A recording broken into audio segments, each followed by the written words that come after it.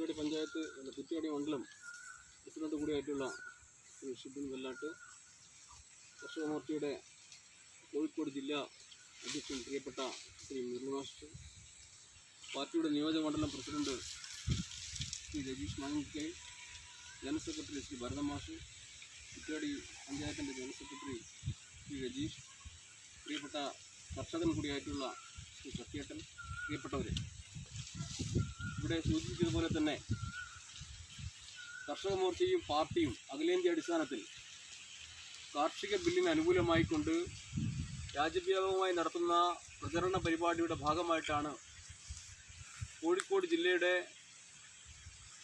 പരിപാടി എന്ന നിലക്ക്, ജില്ലാതല പരിപാടി ഉദ്ഘാടനം എന്ന നിലക്കാണ് ഇവിടെ ഈ ചടങ്ങ് സംഘടിപ്പിച്ചിരിക്കുന്നത്.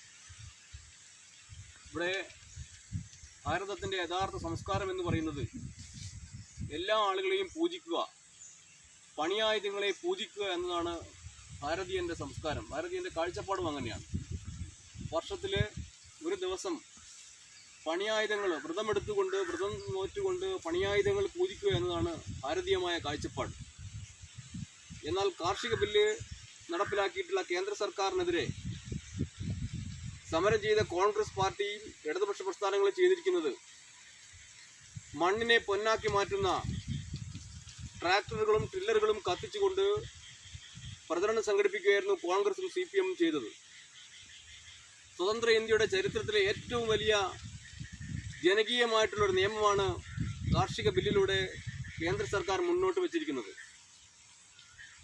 NDA സർക്കാരിൻ്റെ, BJP സർക്കാരിൻ്റെ പ്രകടന പത്രികയിൽ കൃത്യമായി പറഞ്ഞിട്ടുള്ളതാണ്, 2022 എല്ലാവർക്കും പാർപ്പിടം. അതോടൊപ്പം തന്നെ മുന്നോട്ട് വെച്ച ഏറ്റവും പ്രധാനപ്പെട്ട ഒരു മുദ്രാവാക്യമാണ് എല്ലാ കർഷകരുടെയും വരുമാനം ഇരട്ടിയാക്കുക എന്നത്.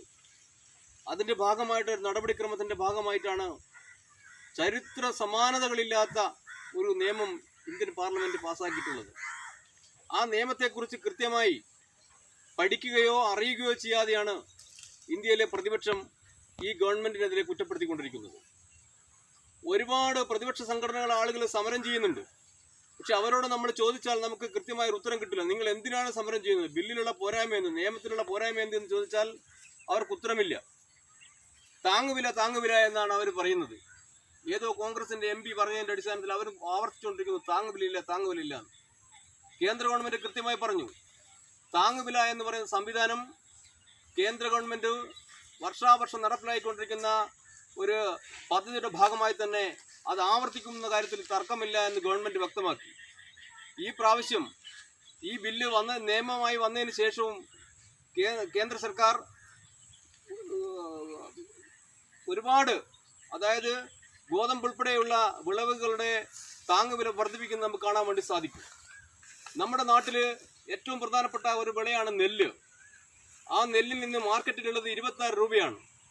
അതിൽ 18 രൂപ 50 പൈസയും കൊടുക്കുന്നത് കേന്ദ്ര സർക്കാരാണ്.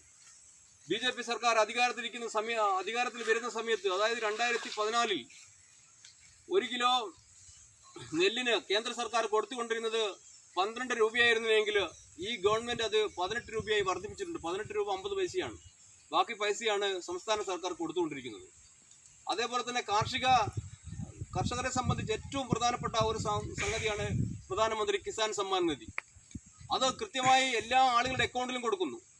ആ നിയമം ഈ രാജ്യത്ത് നടപ്പാക്കിയ സമയത്തും പ്രതിപക്ഷ കക്ഷികൾ അതിനെ പരിഹസിക്കുകയും കേരളം പോലെയുള്ള സംസ്ഥാനത്ത് അത് നടപ്പിലാക്കാതിരിക്കാൻ വേണ്ടി എല്ലാ ശ്രമവും അവരുടെ ഭാഗത്ത് നടന്നു.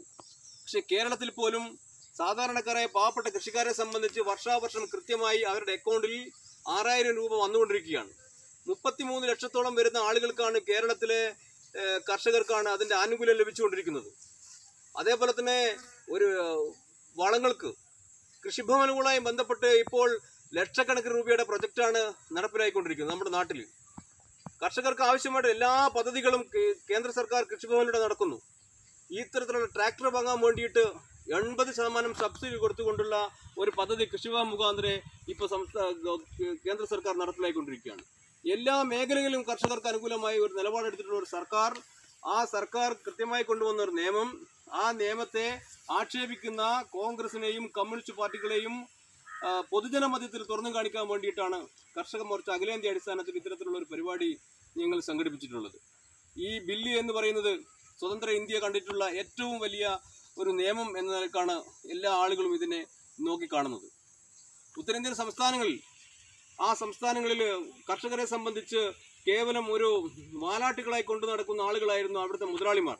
ആ മുതലാളി സംവിധാനം അവസാനിപ്പിച്ചുകൊണ്ട് കർഷകൻ അവൻ ഉൽപ്പാദിപ്പിക്കുന്ന ഉൽപ്പന്നങ്ങൾ എവിടെയും കൊണ്ടുപോയി വിൽക്കാനും ആ ഉൽപ്പന്നത്തിന് ന്യായമായ വില ലഭിക്കാൻ ആവശ്യമായിട്ടുള്ള സംരംഭങ്ങൾ നടപ്പിലാക്കാനും ഈ നിയമം അവരെ പരിപ്രാപ്തരാക്കുന്നു എന്ന് നമുക്ക് കാണാൻ വേണ്ടി സാധിക്കും.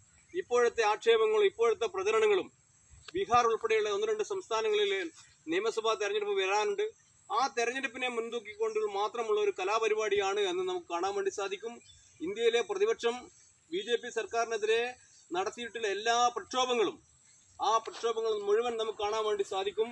കേന്ദ്ര സർക്കാർ നടപ്പിലാക്കിയിട്ടുള്ള ഏറ്റവും ജനകീയമായിട്ടുള്ള പദ്ധതികൾക്കെതിരെയുള്ള സമരമാണ്. അത് CAA-ക്കെതിരെയായാലും ശരി, കാർഷിക നിയമങ്ങൾക്കെതിരെയുള്ള സമരങ്ങളായാലും ശരി, ആഭ്യന്തരമായി സർക്കാർ എടുക്കുന്ന തീരുമാനങ്ങളൊക്കെ തന്നെ നമുക്ക് പരിശോധിച്ചാൽ കാണാൻ വേണ്ടി സാധിക്കും. ഈ രാജ്യത്തെ സാധാരണക്കാരന് വേണ്ടി കേന്ദ്ര സർക്കാർ പ്രഖ്യാപിച്ചിട്ടുള്ള ജനകീയമായ പദ്ധതികൾക്ക് എതിരായിട്ടാണ് ഈ പ്രതിപക്ഷം സമരം സംഘടിപ്പിക്കുന്നത്.